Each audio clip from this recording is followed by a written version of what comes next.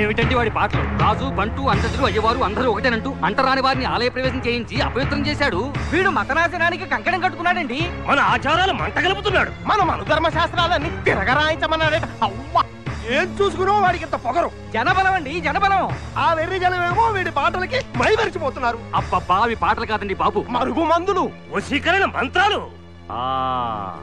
ఆ మంత్రాలన్నీ మంటల్లో పడేసి కాల్చేస్తే ఏమిటండి? కాల్ చెయ్యాల్సిందే అంతే మరి.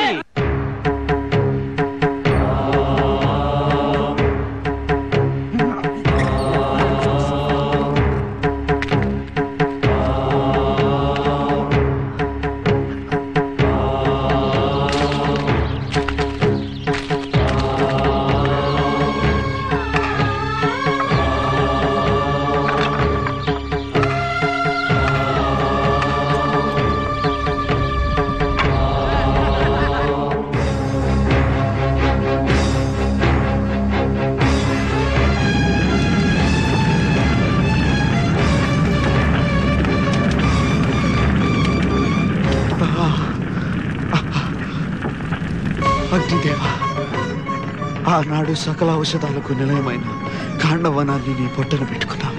ఈనాడు అఖిల వేదాలకు ఆలవాలమైన హరికీర్తనలు అరులు చేస్తూ కబళిస్తున్నావు. ఆ కీర్తనతో పాటు నన్ను కూడా దహించు. నీ కడుపు మంట చల్లార్చుకో.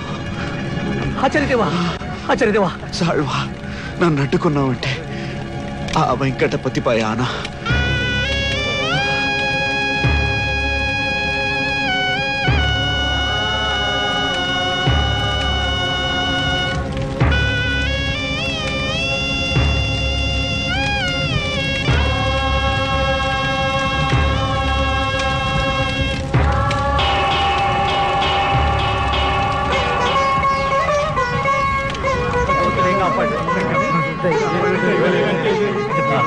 మహానుభావుడు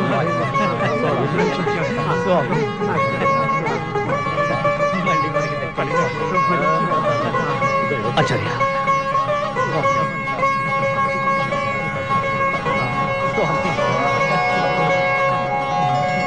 గురువర్య, ఈ మూల సంపదకు ఇంకెన్నడూ ఇలాంటి అవాంతరం కలగకుండా శాశ్వతంగా నిలిచిపోయేలా రాగిరేకుల మీద చెక్కించి భాగ్యం నాకు కలిగించండి. అభిష్ట సిద్ధిరస్.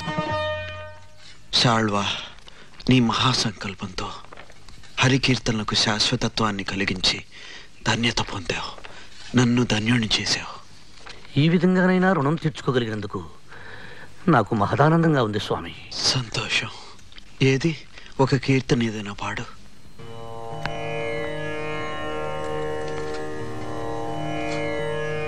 నానాటి బతుకు నాటకము కానక కన్నది కైవల్యము.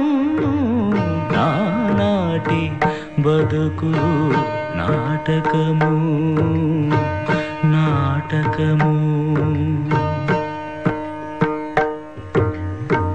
పుట్టుటయు నిజము, పోవుటయు నిజము. నటనడి మీ పని నాటకము. ఎట్టనెదుట గలది ప్రపంచము. కట్టకడపటిది కైవల్యము.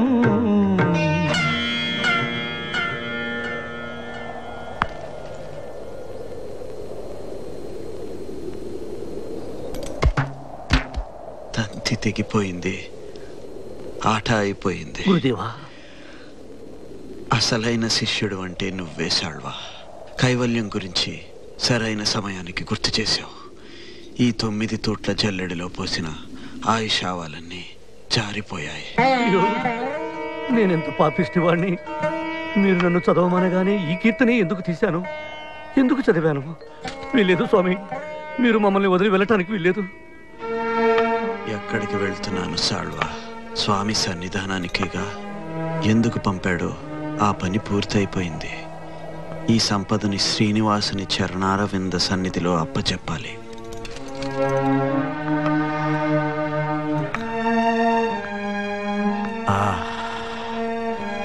శ్రీమన్నారాయణ చరణౌ శరణం ప్రపద్యే.